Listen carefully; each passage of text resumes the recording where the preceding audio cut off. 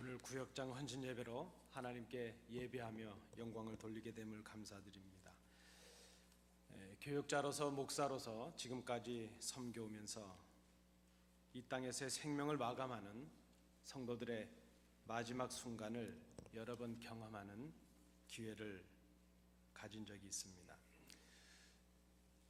제 소견에 우리가 이 땅에서 경험하는 가장 엄숙한 시간이 있다면 그것은 우리의 생명이 떠나가는 죽음의 순간일 것이라 생각을 합니다. 그 순간에 우리는 인간은 참으로 정직해질 수밖에 없고 더 이상의 거칠애나 어떤 변명도 어떤 핑계도 더 이상은 의미가 없다 하는 것입니다. 그저 하나님의 부르심에 겸손하고 정직한 순종만이 있을 뿐입니다. 평생을 그저 큰 병 없이 살아왔다는 사람도 또 가난과 고통을 전혀 경험해 보지 못할 정도로 유복한 삶을 살았다 하는 그런 사람이라 할지라도 또 큰 권세와 명예를 자랑하던 사람이라 할지라도 이 마지막 순간 죽음을 피할 사람은 아무도 없다 하는 것입니다. 꼭 나이가 많아서만 죽는 것도 아닙니다. 죽음에는 순서가 없기 때문입니다. 죽음은 가장 평범한 사실이므로 죽음을 멀리하거나 잊어버리는 것은 어리석은 일이다. 몽테뉴라는 사람이 한 말입니다. 죽음은 나와는 무관한 것이지 이렇게 생각하며 살아가는 사람들이 있습니다. 그러나 잘 생각해 보면 죽음은 늘 우리의 가까이에 있습니다. 우리는 죽음을 업고 살아간다 이런 말이 있을 정도입니다. 또 반면에 죽음은 끝이다 이렇게 생각하며 그저 절망하고 두려움 가운데 살아가는 사람들도 있습니다. 그러나 우리가 가지는 이 신앙, 기독교 신앙은 우리의 힘으로 해결할 수 없는 바로 이 죽음의 문제에서부터 시작되고 있는 것을 우리가 생각해야 될 것입니다. 복음적인 신앙, 이 복음 신앙이라고 하는 것은 죽음을 어떻게 받아들이고 또 어떻게 넘어서느냐 하는 그 우리의 궁극적인 질문에 대해서 해답을 주므로 우리의 신앙을 시작하고 있기 때문입니다. 복음서를 우리가 살펴보면 복음서에 나타나는 주님께서는 권세 있는 가르침과 교훈으로 말씀하셨습니다. 때로 주님은 비유를 들어서 말씀하실 때도 있습니다.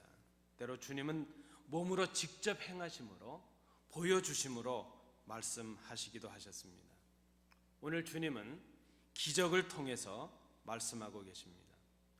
우리가 비유를 생각할 때에 이 비유의 말씀은 비유로 말씀하시는 그 의도와 의미를 깨닫는 것이 중요하다 생각하는 것처럼 오늘 기적으로 말씀하시는 이 본문의 말씀도 그렇게 기적을 통해서 말씀하시는 의미와 의도를 깨닫는 것이 중요하다 하는 것입니다.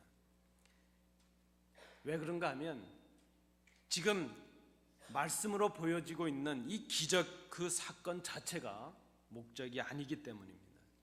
이 기적은 무엇인가 다른 목적을 드러내는 하나의 표적이요 하나의 사인이 되고 있기 때문이라 하는 것입니다.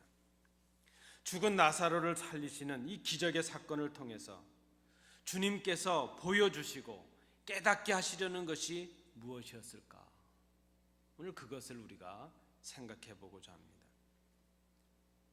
이 주님의 의도를 알기 위한 좋은 방법은 오늘 이 본문의 사건에 나타나 있는 우리가 참으로 이해하기 어려운 주님의 특별한 행위들, 주님께서 하신 행동들을 우리가 찾아서 질문을 만들어 보는 것, 그것이 의미가 있을 것입니다.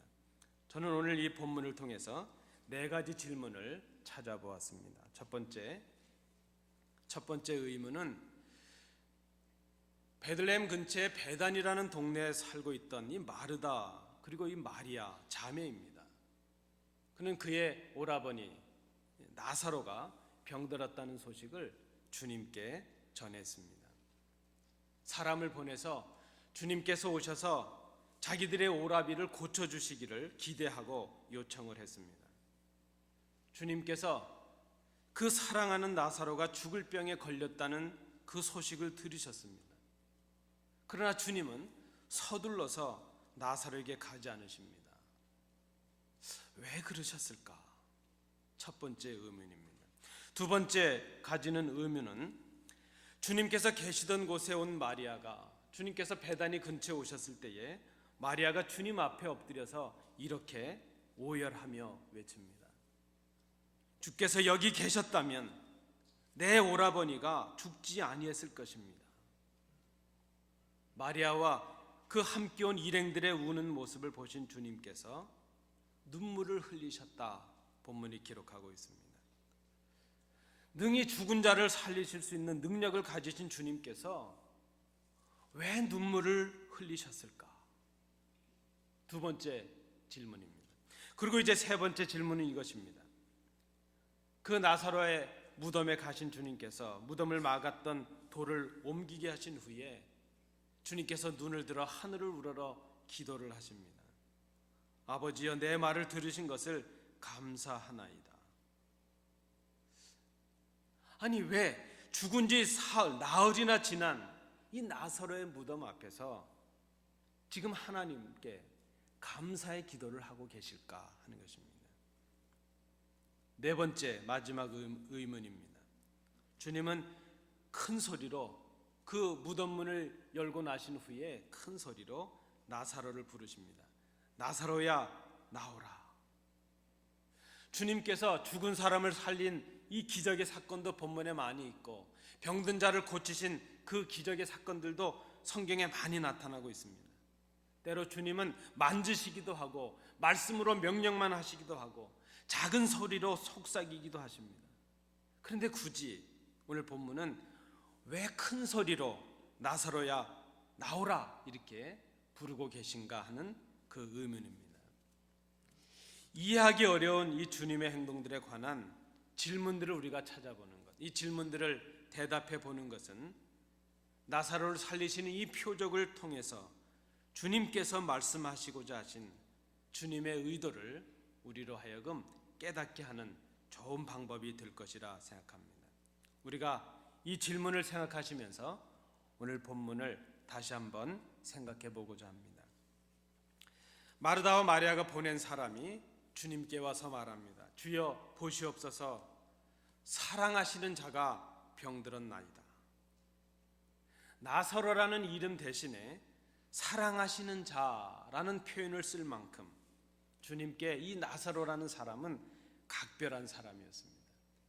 특별히 요한복음에 사랑하는 제자라고 알려진 이 요한을 제외하면 주님의 사랑받는 자라는 특별한 이 호칭은 바로 이 나사로와 마르다 마리아 자매에게만 붙여진 것을 우리가 찾아볼 수 있습니다.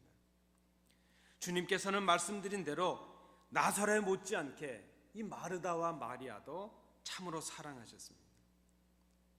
마리아는 주님께 향유를 부었던 그런 헌신을 했던 여인으로 기록이 되었습니다. 여러분, 우리가 만약에 우리의 사랑하는 가족이 위독하다 하는 소식을 듣게 된다면 우리는 한 걸음에 달려가지 않겠습니까? 그런데 지금 그렇게 사랑하는 사람 나사로가 병들었다는 소식을 들으신 주님께서 그저 우리의 생각대로 한다면 그 나사로를 고치시기 위해서 그저 한 걸음에 달려서 베다니로 가실 것이 아니겠는가 생각해 봅니다. 그런데 오늘 본문에 보면 나사로가 병들었다는 소식을 들으신 이 주님께서는 나사로를 고치시기 위해서 서둘지 아니하십니다. 오히려 계시던 곳에 이틀이나 그냥 더 머물러 계시는 것을 우리는 볼 수 있습니다. 그리고 그 이유에 해당하는 말씀이 5절에 나타납니다. 그들을 사랑하셨기 때문이라 하는 것입니다. 죽을 병에 걸리고 심지어 그 병으로 죽는 이유가 주님께서 우리를 사랑하시기 때문일 수도 있다 하는 것입니다. 죽을 병에 걸리고 죽는 것, 그것이 죄값이나 하나님의 버리심이 아니라 그 사건 자체가 하나님의 영광을 위한, 하나님의 사랑받는 증거일 수 있다는 것을 우리가 생각해 보아야 될 것입니다. 우리가 요청하고 기도하고 기도해도 응답하시지 않는 이유가 우리를 사랑하시기 때문일 수 있다는 것을 우리가 생각해야 될 것입니다. 요한은 오늘 본문에서 이것을 말씀하고자 합니다. 예수님께서 그 급박한 요청을 받으셨음에도 서둘러 가시지 않고 머물러 계시는 그 이유를 지금 우리에게 정확하게 말씀해 주고 있지는 않습니다. 다만 우리가 이 요한의 말씀을 잘 생각해 보면 주님은 지금 사람들이 원하는 그 사람의 뜻과 사람의 요청에 따라서 움직이고 행동하시는 것이 아니라 하나님의 그 계획, 하나님의 뜻에 순종하심으로 당신의 스스로의 행동을 지금 결정하고 그렇게 진행하고 계신다 하는 것입니다. 요한은 바로 하나님의 뜻에 따라 움직이고 계시는 주님의 모습을 강조하기 위해서 이 본문을 이렇게 표현했을 것이라 생각을 합니다. 마르다와 마리아는 주님을 기다리며 내내 생각을 했을 것입니다. 우리가 사람을 보냈으니까 이제 곧 능력 많으신 주님께서 우리에게 오시면 저 병들어 죽어가는 우리의 오라비가 저 병에서 건짐을 받을 수 있을 것이다. 주님께 사람을 보내고 기다리던 중에 그런데 이 나사로는 죽어버리고 말았습니다. 마르다와 마리아는 주님을 만나자마자 자신들이 가졌던 그 기대와 그 꿈이 무너진 데 대해서 원망을 쏟아냅니다. 주님, 주께서 여기 우리와 함께 계셨다라면 우리의 오라비가 죽지 않았을 것입니다. 눈물로 호소하며 오열하는 마리아를 보시던 주님께서 갑자기 눈물을 흘리십니다. 마리아도 울고 주님도 우십니다. 33절 말씀에 보시면 마리아와 유대인들이 울었다는 이 단어는 크라이오라는 단어가 쓰였습니다. 크라이오. 이 말은 소리내서 대성통곡했다 할 때 쓰이는 단어입니다. 반면에 주님께서 우셨다는 이 단어, 헬라어로는 다른 단어가 쓰였습니다. 다크리오라는 단어가 쓰였습니다. 이 다크리오라는 단어는 조용히 소리 없이 그저 절제하며 깊은 슬픔을 자제하며 그저 소리 없이 눈물 흘리는 그 모습을 다크리오 이런 말로 씁니다. 마리아는 지금 원망 섞인 오열을 하고 있습니다. 그러나 주님은 지금 깊은 슬픔에 잠기신 채 말없이 눈물을 흘리고 계십니다. 주님은 지금 울고 있는 마리아와 그 유대인들을 보시면서 비통히 여기시고 불쌍히 여기셨다. 요한은 그 눈물의 의미를 해석하고 있습니다. 비통히 여겼다는 그 말은 분노하셨다는 말입니다. 전의 성경은 통분히 여기셨다 이렇게 기록합니다. 주님은 울고 있는 마리아와 그 무리들을 보시면서 분노를 가지십니다. 사망의 세력 마귀에 대하여 분노하고 계십니다. 그런 사망의 권세에 잡혀있는 사람들의 불신앙과 무지 때문에 지금 분노하고 계십니다. 그러나 동시에 사랑 많으신 주님은 그 사망의 권세에 잡혀서 고통 속에 있는 그 인생들을 보시며 불쌍한 마음을 가지십니다. 그 분노와 그 사랑의 교차 가운데 주님은 그저 말없이 눈물을 흘리고 계셨다 하는 것입니다. 주님의 우시는 모습을 사람들이 보았습니다. 어떤 사람들은 이렇게 말합니다. 주님이 얼마나 저 나사로를 사랑하셨으면 저렇게 우실까 그렇게 생각을 합니다. 또 다른 사람들은 이렇게 생각을 합니다. 아니 저 사람이 얼마 전에 맹인의 눈을 뜨게 하는 그런 능력을 가졌다는 사람인데 아니 그런 능력을 가졌다면서도 어떻게 나사로를 죽지 않게 하지 못했느냐 오히려 주님을 원망을 합니다. 주님의 그 눈물을 보고 있으면서도 생각은 다 제각각입니다. 사람들은 주님의 고귀한 눈물 앞에서 자신들의 불신앙과 자신들의 인간적인 편견을 그대로 쏟아내고 있습니다. 여러분, 어떤 분이 그러세요. 부부싸움을 하는데 그저 부부싸움을 하다가도 아내에게 꼼짝없이 지는 순간이 있답니다. 그게 언젠가 하면 아내가 말없이 눈물을 흘릴 때라고 합니다. 여러분 그렇게 보지 마십시오. 제 얘기는 아닙니다. 그저 싸우다가도 아내가 눈물을 흘리면 그저 싸움을 할 수가 없다 하는 겁니다. 여러분 우리가 눈물을 본다는 것, 그 눈물은 우리로 하여금 진심을, 그의 마음의 진면목을 보게 하는 것 아니겠습니까? 주님의 눈물을 보았습니다. 주님의 눈물을 보고 있는데도 울고 계시는 주님의 마음을 이 사람들이 깨닫지 못합니다. 여전히 자기들의 불신앙과 자기들이 가진 인간적인 오만과 교만의 편견을 가진 채 주님의 그 눈물마저도 무시하고 깨닫지 못하고 있습니다. 그들은 지금 주님의 능력이 있다는 것은 인정하고 있습니다. 그러나 주님의 마음과 주님의 뜻을 전혀 생각하지 못하고 있습니다. 다만 자신들이 원하는 것이 이루어지지 않았다는 것, 그것 때문에 주님을 원망하고 불신하고 있을 뿐입니다. 그들은 주님을 사랑한다고 생각합니다. 주님을 믿고 있다고 생각합니다. 그러나 그거는 사랑도 아니요 믿음도 아닙니다. 오히려 불신앙이요 무지에 불과한 것입니다. 그들을 바라보시며 분통함과 그 사랑의 마음에 말없이 주님은 소리 없이 눈물을 흘리십니다. 요한은 그 사람들이 깨닫지 못했던 그 주님의 마음을, 주님의 그 안타까움을, 주님의 그 원통함을 주님의 눈물로 우리의 성경에 기록을 했다는 것입니다.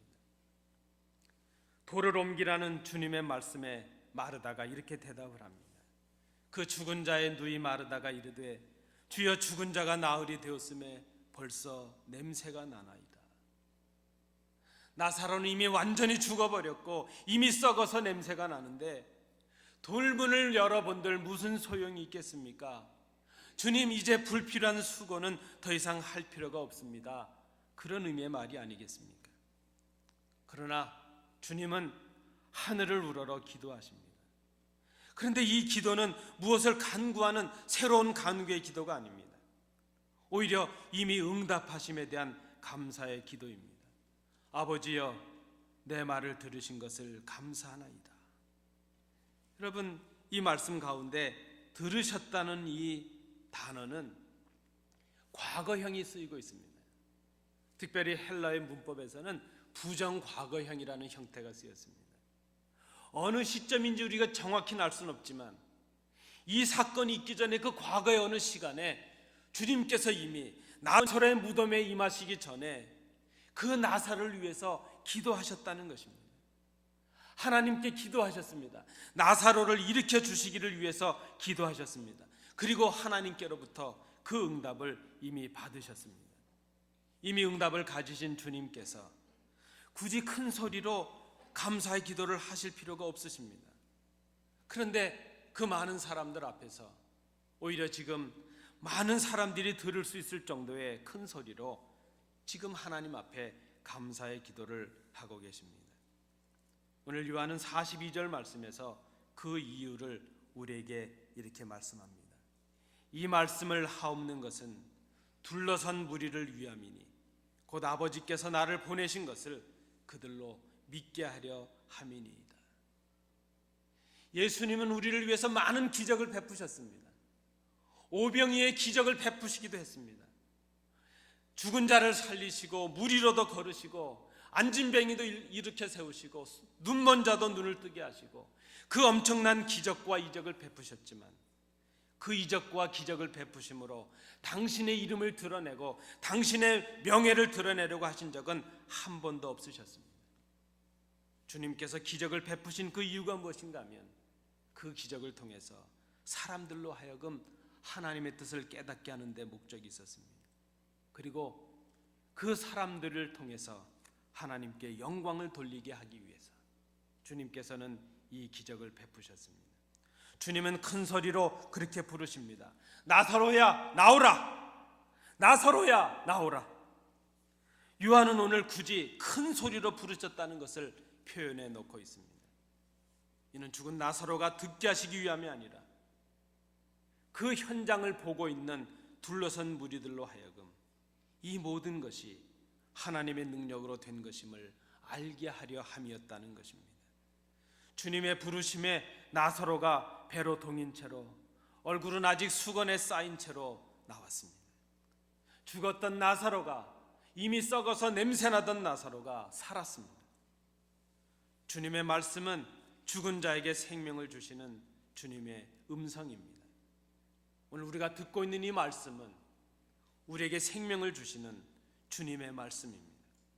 불신과 원망으로 가득 찬 우리들에게 생명의 비밀을 깨닫게 하시는 주님의 사랑의 절규요, 사랑의 호소입니다. 말씀은 생명을 주시는 우리를 향하신 주님의 부르심입니다. 주님은 지금 십자가의 그 죽음의 길을 앞두고 계십니다. 그리고 당신이 사랑하시던 나사로의 무덤 앞에 서 계십니다. 그 주님의 마음을 알아주는 자들이 아무도 없습니다. 주님은 죽어가는 인생들을 위하여 십자가의 길을 준비하고 계시는데, 그런데 주님을 사랑하고 따른다는 사람들조차도 이 땅의 영광을 생각하고, 이 땅의 승리를 생각하고, 이 땅의 형통을 생각하고 있습니다. 하나님의 계획과 주님의 뜻보다는 자기들의 뜻을 생각하고 자기들의 요구가 들어지지 않는다고 원망하고 불평하고 있을 뿐입니다. 그들을 바라보는 주님의 심정이 어떠셨을까? 요한은 그것을 이 성경에 기록하고 있습니다. 주님은 나사로를 살리시는 기적을 통해서 오늘 우리에게 말씀하십니다. 주님은 나사로를 살리신 이 표적을 통해서 우리가 무엇인가를 새롭게 깨닫기를 원하고 계십니다. 첫째, 그것은 주님이 죽은 자에게 생명을 주시는 분이심을 이 기적을 통해서 우리가 깨닫기를 원하신다는 그런 말씀입니다. 말씀으로 오신 주님 안에 생명이 있습니다. 나는 부활이요 생명이니, 그 하신 말씀을 스스로 이 기적을 통해서 증거하고 계십니다. 나는 부활이요 생명이니 나를 믿는 자는 죽어도 살겠고 무릇 살아서 나를 믿는 자는 영원히 죽지 아니하리니 이것을 내가 믿느냐? 주님을 믿는 우리는 이미 영생을 얻었고 사망에서 생명으로 옮겨졌음을, 그 사실을 지금 이 순간에 믿으라고 우리에게 이 말씀을 주고 계십니다. 주님은 모든 믿는 자들에게 생명을 주시는 우리의 생명의 주인이십니다. 오늘 우리가 주님을 향하여 고백해야 될 새로운 사실, 아니 우리가 잊어버렸던 이 사건, 이 사실, 주님은 우리의 생명의 주인이시요, 내가 비록 지금 죽음의 골짜기에 있고 사망의 음침한 골짜기를 걷는다 할지라도, 실패와 낙심과 절망의 자리에 있다 할지라도 주님은 나에게 생명을 주시는, 사망의 자리에서 생명으로 옮기시는 생명의 주인이심을 우리가 고백해야 될 것입니다. 나사로를 살리신 표적을 통해서 주님께서 우리에게 무엇을 전하려고 하셨을까? 또 한 가지 생각할 것은 이것입니다. 주님께서 우리가 주님을 믿으면 죽어도 다시 살게 될 것을 우리로 하여금 가르쳐 주시기 위함이셨다 하는 것입니다. 나사로를 살리신 이 사건을 통해서 주님은 당신의 죽으심과 다시 사심을 전하려고 하십니다. 내가 십자가에 죽을 것이다, 그러나 다시 살아나리라. 당신께서 하셨던 그 말씀을 이제 구체적인 예를 들어서 보여주심으로 그 사람들에게 말씀으로 주고 계십니다. 이 표적을 통해 주님께서 말씀하고자 하시는 것은 바로 당신의 십자가입니다. 내가 지금 너희를 위하여 십자가를 지러 가노라, 내 마음을 좀 알아달라, 내 십자가의 길을 좀 알아달라. 주님께서 지금 이 말씀을 하고 계십니다. 나사로가, 죽었던 나사로가 다시 살아나는 것을 너희들이 보았느냐? 이 나사로가 다시 살아난 것처럼 내가 십자가에 죽으나 다시 살아날 것이다. 너희가 이 땅에서 죽으나 나사로가 살아난 것처럼, 내가 살아난 것처럼 너희는 죽은 자리에서 다시 살아날 것이다. 주님께서 지금 이 말씀을 하십니다. 내가 죽으나 다시 산다는 것을 믿는다면 너희는 죽어도 다시 살 것이다. 여러분, 이 신앙이 우리에게 있습니까? 우리가 이 땅에서 죽는다 할지라도 주님의 은혜로 나사로처럼, 그리고 주님처럼 다시 산다는 것을 여러분 믿고 계십니까? 여러분, 부정하고 싶지만 우리는 죽습니다. 이 엄연한 사실을, 이 땅의 이치를 피할 사람도 없고 거절할 사람도 없습니다. 우리는 다 죽습니다.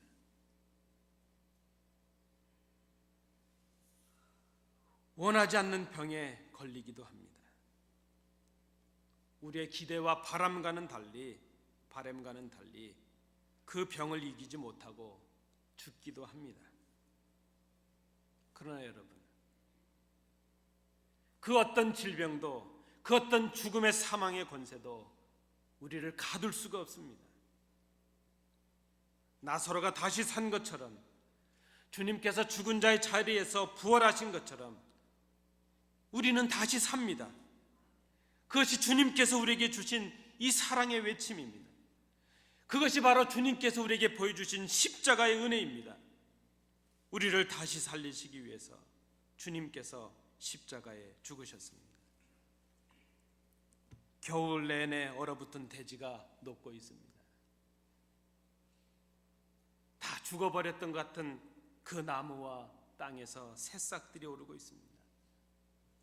하루가 다르게 나무에 물이 오르는 약동하는 봄의 신비를 우리가 바라봅니다. 그 속에서 부활의 은총을, 그 신비를 우리가 바라봅니다. 밤이 지나면 아침이 밝는 것처럼 우리가 죽으면 우리가 다시 삽니다. 그것이 우리의 신앙입니다. 그것이 주님께서 우리에게 주신 믿음의 내용입니다. 우리는 모두 이 땅에서 죽을 것입니다. 아니, 죽습니다. 그러나 우리는 하나님의 나라에서 영원히 다시 삽니다.